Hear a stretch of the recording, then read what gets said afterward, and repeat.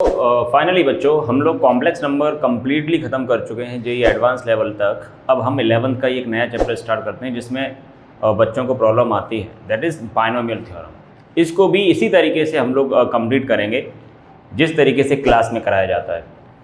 Theoretical portion cover करेंगे पहले, then उस पर बेस्ड जो भी क्वेश्चंस होंगे जेईई मेंस एडवांस सारे कवर करने वाले हम लोग, है ना। तो स्टार्ट करते हैं द मोस्ट इंपॉर्टेंट, और जनरली बच्चे इसको अवॉइड करना चाहते हैं इस चैप्टर को, उन्हें लगता है पता नहीं कितना टफ चैप्टर है, एक्चुअली में है नहीं ये। That is binomial theorem.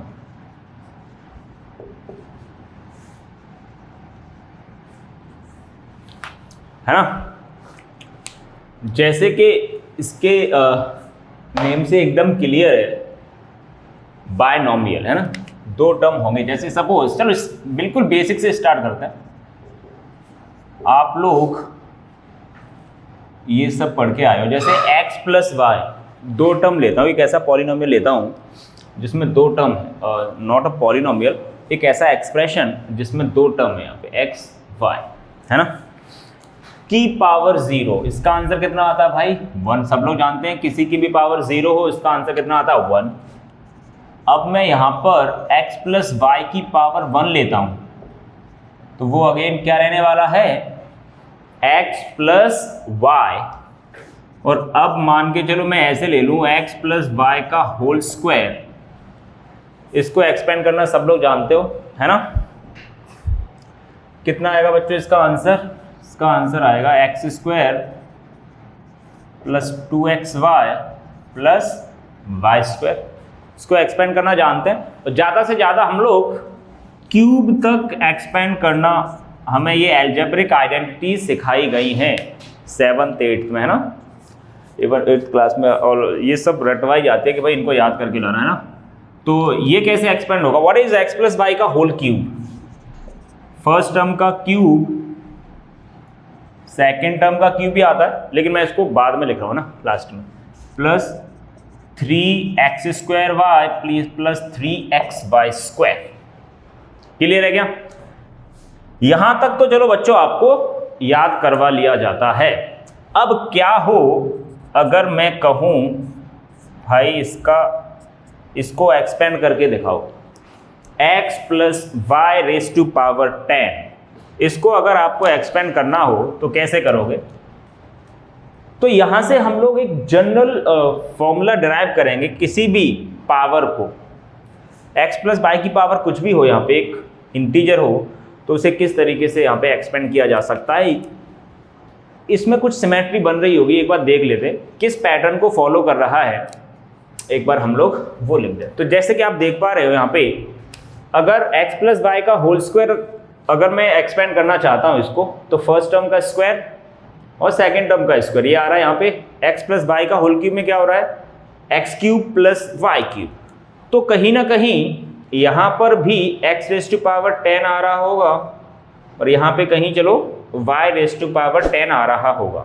इतना तो आइडिया लग रहा है। अब बीच के जो टर्म आने वाले हैं वो क्या क्या होंगे? देखो बच्चों, एक चीज देखते हैं, जब हमने पावर 0 ली थी तब उसका आंसर 1 आया था, मतलब उसके एक्सपेंशन में केवल एक टर्म आएगा। जब x प्लस वाई की पावर 1 है तो उसको एक्सपेंड करने के बाद 2 टर्म आए। जब यहाँ पे 2 है तो 3 टर्म आ रहे हैं, यहाँ पे जब 3 है तो 4 टर्म आ रहे हैं। इसको जब एक्सपेंड किया 1 2 3 4, तो कहने का मतलब जब x plus y raise to power 10 को जब आप एक्सपेंड करोगे तो उसमें 11 टर्म्स आने वाले हैं। अब उन 11 टर्म में से 2 टर्म तो अपने को इजीली दिख जाते हैं कि x रेस टू पावर 10 यहाँ आने वाला है और y रेस टू पावर 10 उधर आने वाला है। लेकिन अगर आप इसको गौर से देखोगे तो ये फाइनाइट रूल को फॉलो कर रहा है। चलो यहां से बता देता हूं मैं, x प्लस वाई का होल स्क्वायर। देखो बच्चों, इसको मैं और मजेदार तरीके से अगर लिख पाऊं तो क्या इस तरीके से लिख सकता हूं, 2c0 y raise to power 0 x raise to power 2। Again this is x square, because what is 2c0? ये सब लोग जानते हो ना भाई, nc0 की वैल्यू और ncn की वैल्यू 1 होती है, और nc1 की वैल्यू n होती है, और NC2 की वैल्यू होती है n(n-1) डिवाइड बाई 2। PNC में हम लोग इतना तो पढ़ चुके होते हैं कि भाई इसको एक्सपेंड करना आना चाहिए NCR को, है ना। What is NC0? n object में से मुझे 0 ऑब्जेक्ट सेलेक्ट करने हैं, उसका तरीका क्या है, दैट इज 1। और n में से n ऑब्जेक्ट सेलेक्ट करने के तरीके वो भी 1 ही होगा, और n में से एक ऑब्जेक्ट सेलेक्ट करने के तरीके। And what is NCR? NCR क्या डिनोट करता है, आप जानते हो अच्छे से। NCR डिनोट करता है the number of selection of r different object out of n different object, है ना। NC1 is n and NC2 आप एक्सपेंड करना जानते हो। तो यहां पे अगर मैंने 2C0 लिखा है, that is again 1 and y⁻0 भी 1 है। और इसके आगे अगर मैं बढ़ता हूं, अब यहां पे 2C0 लिया है मैं, अब यहां पे ले रहा हूं 2C1। देखो बच्चों, यहां पे सिमेट्री आपको ये देखनी है कि 2C0, दो में से 0 ऑब्जेक्ट सेलेक्ट कर रहे हो आप, वही पावर जानी है सेकंड टर्म के ऊपर। देखो what is second term, y⁻0, और फर्स्ट टर्म की पावर आपको इन दोनों का डिफरेंस लेना है, मतलब 2 - 0 that is 2। The next term will be 2C1, because 2C1 का मतलब क्या होता है, वो 2 ही रहने वाला है। सेकंड वाले टर्म की पावर यही आता है जो यहाँ पे नीचे लिख रहा हूं मैं, और फर्स्ट वाले टर्म की पावर आता है इनका डिफरेंस, मतलब अपर minus lower, that is 2 - 1 that is 1, plus 2C2। 2C2 again 1 होता है, सेकेंड वाले टर्म की पावर 2, फर्स्ट वाले टर्म की पावर 0। चीज वही लिखी है, बस लिखने का तरीका थोड़ा सा चेंज कर दिया है मैंने। अब यहां पे इसी पैटर्न को देखते हुए हम लोग इसे जनरल तरीके से डिराइव कर लेंगे। चाहे किसी भी इंटीग्रल पावर का एक्सपेंशन पूछे आपसे, आप बहुत इजीली एक्सपेंड कर सकते हो। सेम एज इट इज आप इस चीज को भी ऐसे लिख सकते हो, इसकी पावर 3 है तो 3C0, यहां नीचे 0 से स्टार्ट करना है आपको, है ना, और ऊपर क्या आएगा, ये जो पावर है सेकंड वाले टर्म की पावर आप यही लगाओगे। मैं तो इसी तरीके से सिखाता हूं बच्चों को कि भाई सेकंड वाले टर्म की पावर आप 0 लेके आओ। बहुत सारे बच्चे उसको फर्स्ट मानते हैं, वो एक तरीका है, वो आंसर पे कोई इफेक्ट नहीं पड़ने वाला है उस पर। 3C0 सेकंड वाले टर्म की पावर 0, फर्स्ट वाले टर्म की power this minus this, 3 - 0। And what is 3 - 0? 3 plus 3C1 कितना आएगा, 3C1 सेकंड वाले टर्म की पावर 1, फर्स्ट वाले टर्म की पावर 2, प्लस अब आएगा 3C2, 0 1 2, 0 से स्टार्ट करनी है आपको काउंटिंग, है ना, 0 1 2, 3C2 सेकंड वाले टर्म की पावर 2, फर्स्ट वाले टर्म की पावर 1, प्लस 3C3 सेकंड वाले टर्म की पावर 3, फर्स्ट वाले टर्म की पावर 0। लिखने का तरीका चेंज करा है, चीज वही लिखी है। देखो ध्यान से, NCR एक कोफिशिएंट, एक तरीके से एक कांस्टेंट क्वांटिटी है जो वेरिएबल के साथ मल्टीप्लिकेशन में, इसको मैं कोफिशिएंट बोल देता हूं। चलो, so what are these? 3C0, 3C1, 3C2 and 3C3। These are the coefficients used in the binomial expansion of x plus y raised to power 3, है ना। इस तरीके से आप चीजों को समझ सकते हो, प्रॉपर तरीके से लिखने का तरीका ये है। तो अब आप x plus y raised to power 10 को भी इजीली एक्सपेंड कर सकते हो। इसमें नंबर ऑफ टर्म्स आने वाले हैं 11, जितनी यहाँ पे पावर है उससे एक ज्यादा आएगा इसके एक्सपेंशन में, है ना। तो स्टार्टिंग कहां से करना है आपको, यहां से स्टार्ट करना है 10C0 सेकंड वाला टर्म की पावर 0, फर्स्ट वाले टर्म की पावर 10 - 0 दैट इज 10, प्लस आएगा 10C1 सेकंड वाले टर्म की पावर 1, फर्स्ट वाले टर्म की power this minus this, difference इनका, plus 10C2 y² x raised to power 8 plus 10C3 y raised to power 3 x raised to power 7, plus चलते चलते इसमें बीच में कुछ टर्म्स आएंगे, मैं एकदम लास्ट वाला लिख रहा हूं अब, that will be 10C10, last वाला देखो यही आता है 3C3, अगर वहां पे 3 है तो यहां पे आएगा 10C10 सेकेंड वाले टर्म की पावर 10, फर्स्ट वाले टर्म की पावर 0। तो again this is y raised to power 10 ही लिखा हुआ है, because what is tan c tan? Tan c tan is 1 and x raised to power 0 is 1. और फर्स्ट टर्म को अगर आप देखोगे तो ये x की पावर 10 ही लिखा हुआ है, because y raised to power 0 is 1 and tan c 0 is also 1. सो इसके एक्सपेंशन में 11 टर्म आ रहे हैं. तो एक तो बच्चों कुछ रिजल्ट यहाँ पे अपने को समझने हैं और याद रखने हैं, बहुत ज़्यादा काम में आने वाला है. First important result is result number 1. What is result number 1? कि x plus y raise to power n, in general बात कर लेता हूं मैं, in the expansion of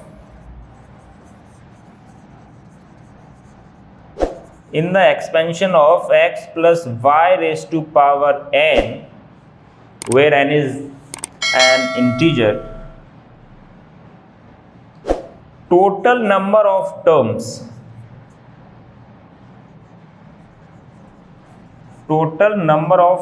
will be एक ज्यादा. किससे एक ज्यादा? जो यहां पर पावर है उससे एक ज्यादा टर्म आने वाला है जब आप इसे एक्सपेंड करोगे, है ना.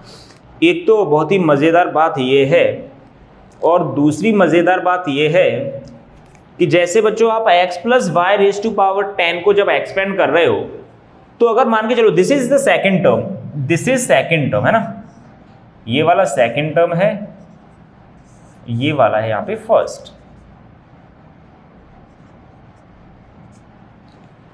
सेकेंड इंपॉर्टेंट रिजल्ट इज, जब आप सेकेंड टर्म को लिख रहे हो यहाँ पे, तो tan c1 सेकंड को लिख रहे हैं तो नीचे आपने 1 लिया है, और ये ही 1 गया है सेकंड वाले टर्म के ऊपर. देखो y रेज टू पावर, मतलब ये c के जो नीचे आप लिख रहे हो tan c1, और थर्ड टर्म जब आप लिख रहे हो तो एक कम आपने यहां पे लिया है tan c2. थर्ड टर्म में मतलब 3 से 1 कम 2, सेकंड वाले टर्म की पावर यही जा रहा है, देखो 2, एंड फर्स्ट वाले टर्म की पावर 10 - 2. इतना तो समझ में आने वाला है कि मैं किसी भी बाइनोमियल एक्सपेंशन में जिस नंबर का टर्म पूछे उसे एक्सप्रेस तो कर सकता हूं, है ना. जैसे अगर मान के चलो इसी में पूछ लेता, सपोज चलो इसी में ही देख लेते हैं. इसके एक्सपेंशन में हमने कितने टर्म लिखे हैं? 1 2 3 4, और ये लास्ट वाला 5 लिखे हैं. अभी इसमें 6 रह गए. तो अगर मैं सपोज इसके 7th टर्म की बात कर लेता हूं, 7th टर्म बताना है आपको इसके एक्सपेंशन में, इसको मैं टर्म को T7 से डिनोट कर रहा हूं. 7th टर्म को लिखने का तरीका बहुत ही अच्छे से आना चाहिए आपको.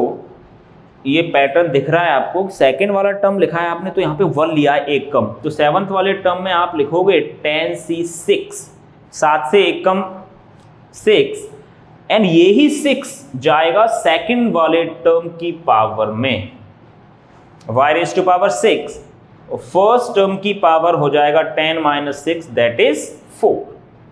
इस तरीके से बच्चों आप किसी भी टर्म को लिख सकते हो in the binomial expansion. But हम चाहते हैं इसको जनरलाइज करना, एक जनरल फॉर्म में भी इसको लिख लेते हैं. तो what will be the general form of general term? किसी के भी एक्सपेंशन में हम लोग जनरल टर्म को देख लेते हैं एक बार कि जनरल टर्म कितना आएगा इसका. तो इसको बच्चों ऐसे लिखा जाता है जनरल टर्म हम बात कर रहे हैं किसके एक्सपेंशन में? x plus y raise to power n के एक्सपेंशन में ना. जनरल टर्म को मैं यहाँ पे एक ज्यादा ले रहा हूं, tr+1, है ना, दैट विल बी ncr. जिस नंबर का आप टर्म ले रहे हो उससे एक कम ही तो लिख देना है. r+1 से एक कम, r मतलब r+1 - 1, दैट इज r. जो भी सेकंड वाला टर्म है उसकी पावर r आएगा, और फर्स्ट वाले टर्म की पावर n - r. इस तरीके से बच्चों अगर आप लिखना सीख गए तो बाइनोमियल थ्योरम बहुत ही इजीली आप कर पाओगे. जिस नंबर का टर्म पूछे यही बहुत काम में आने वाला है आपके. This is the most important result in binomial theorem. JEE mains हो या एडवांस्ड हो, मोस्ट ऑफ द क्वेश्चंस इसी टॉपिक से आते हैं, दैट इज जनरल टर्म. इसका अलग अलग तरीके से आप अप्लाई कर सकते हो अलग अलग क्वेश्चंस में, डिपेंड्स ऑन द क्वेश्चन. अब देखो ध्यान से, यहाँ पे मजेदार बात ये है कि हमने जनरल तरीके से लिखा है. इसका मतलब r इज अ वेरिएबल जो बताएगा कि वो टर्म कौन सा हो सकता है. अभी r ही आपको पता करना है ना. वो टर्म डायरेक्टली तो बोलेगा नहीं कि भाई ये वाला टर्म बताओ, वरना तो बहुत इजीली अपन लिख सकते हैं, जैसे यहाँ पे 7th टर्म लिखा था, पता चल जाता है। बट ये आर फाइंड करने के लिए वो अलग अलग तरीके से आपको क्वेश्चन में कुछ ना कुछ डेटा जरूर देगा, तो आपको थोड़ी सी मेहनत करके ये आर पता कर लेना है। जैसे ही आपको आर पता लगा मतलब वो टर्म पता लग गया। जैसे आर सपोज 6 आ गया तो 6 + 1 मतलब 7th टर्म की बात करेगा वो। अगर आर की वैल्यू 8 है मतलब वो 9th टर्म हो गया। तो ये है बेसिक अप्रोच। इस तरीके से अब हम आगे क्वेश्चंस करने वाले हैं, है ना, नेक्स्ट वीडियो में। यहाँ तक कंप्लीट करते हैं इसको।